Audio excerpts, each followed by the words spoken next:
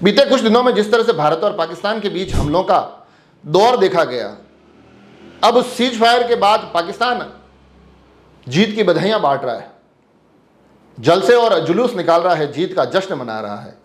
यकीन मानिए, जब युद्ध चल रहा था उन 3 दिनों में इस दुनिया ने देखा कि कितना कमजोर देश है, कितना लाचार देश है, जिसको कि युद्ध के बीच में लोन मांगने जाना पड़ रहा है, भीख मांगने जाना पड़ रहा है, कितना कमजोर देश है।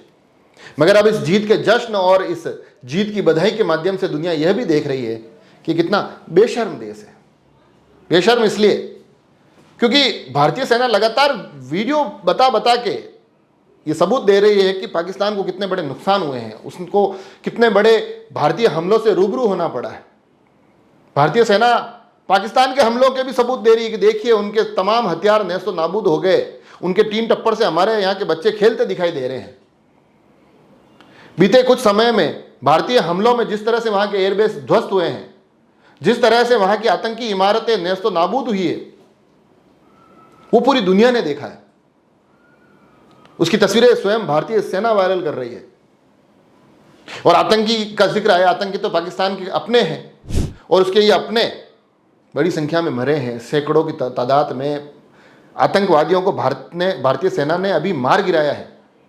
और ये बेशर्म देश देखिए कितनी तबाही के बावजूद भी जीत की बधाइयां बांट रहा है। और सिर्फ एक जीत की नहीं बांट रहा है, सिर्फ ये अभी वाला नहीं कह रहा है। जो सोशल मीडिया की पोस्ट वायरल हो रही है उसमें अलग अलग पोस्ट के माध्यम से ये बताया जा रहा है कि हमारी लगातार 5वीं कामयाबी है। हम 65 जीते, 71 जीते, 1999 कारगिल जीते, हम 2019, हम 2025 जीते। अब इससे ज़्यादा बड़ी बेशर्मी की हद क्या होगी कि जब इस पूरी दुनिया ने बीते युद्धों में उसकी सेना को समर्पण, सिर झुकाकर समर्पण करते देखा हो, अलग बांग्लादेश का बनना उसकी हार का सबसे बड़ा सबूत हो, जहां दुनिया ने कारगिल के उस युद्ध में पाकिस्तानी सेना को वहां से दुम दबाकर भागते देखा हो, जहां हालिया 2025 में हमारी सेना हर रोज प्रेस कॉन्फ्रेंस करके पाकिस्तान की तबाही की तस्वीरें बांट रही हो, उसके बावजूद भी ये देश इस तरह के बेशर्म दावे करता है। और उससे भी अलग इसको देश कहना भी अपने आप में एक हास्यास्पद लगता है, क्योंकि इसके झूठ के अंबार इतने बड़े हैं, इसके हालात इतने बदतर हैं। जैसा एक तो मैंने बताया कि युद्ध के 3 दिन के युद्ध के बीच में लोन लेने जाना पड़ गया, भीख मांगनी पड़ गई। इनके रक्षा मंत्री का यह आलम है कि जब उनसे पूछा गया कि आप कह रहे हैं कि राफेल आपने गिराए हैं, उसके सबूत कहाँ हैं, तो वो कहते हैं हाँ मैंने एक सोशल मीडिया पर वीडियो देखा है। ये तो वहाँ के हालात हैं, ये तो वहाँ की स्थितियाँ हैं। पाकिस्तानी सेना को चाहिए कि भारतीय सेना जो वीडियो बता रही है, पाकिस्तान सेना उसका खंडन करे, बताए कि नहीं ये भारत की सेना कह रही हमारी इमारत गिरा दी, नहीं हमारी सही सलामत है। ऐसा वो कुछ नहीं कर पा रहे हैं।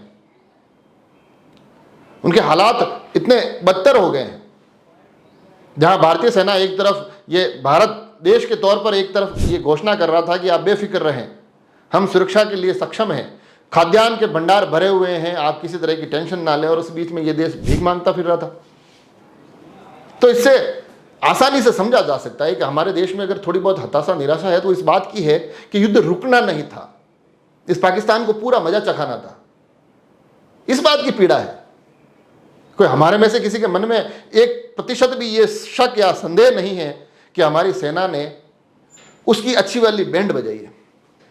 ये आप और हम सब जानते हैं। और सेना तो वैसे ही लगातार जिस तरह से प्रेस कॉन्फ्रेंस के माध्यम से लगातार तस्वीरें हमारे सामने साझा कर रही है, उससे ये तमाम चीज़ें बिल्कुल स्पष्ट दुनिया के तक पहुंचती नजर आ रही है।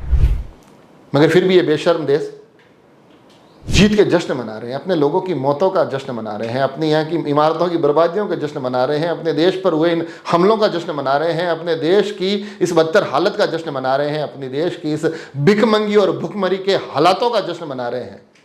इसलिए मैं कह रहा हूँ कि पाकिस्तान एक कमज़ोर, एक लाचार देश के तौर पर तो इस हमलों में दिखाई है, मगर अब जो हालात वहाँ पर दिखाई दे रहे हैं, पाकिस्तान एक बेशर्म देश के तौर पर, और भी पहले भी बेशर्म मानते थे, मगर इन करतूतों के बाद बेशर्मी की दौड़ में अब उसका कहीं कोई मुकाबला ही नहीं है, वो निर्विवाद नंबर 1 बन गया है। इस पूरे विषय पर आप क्या कुछ सोचते हैं, आपकी क्या राय है, वो भी हम तक पहुँचाएँ। जुड़े रहें राजसमंद एक्सप्रेस से। धन्यवाद।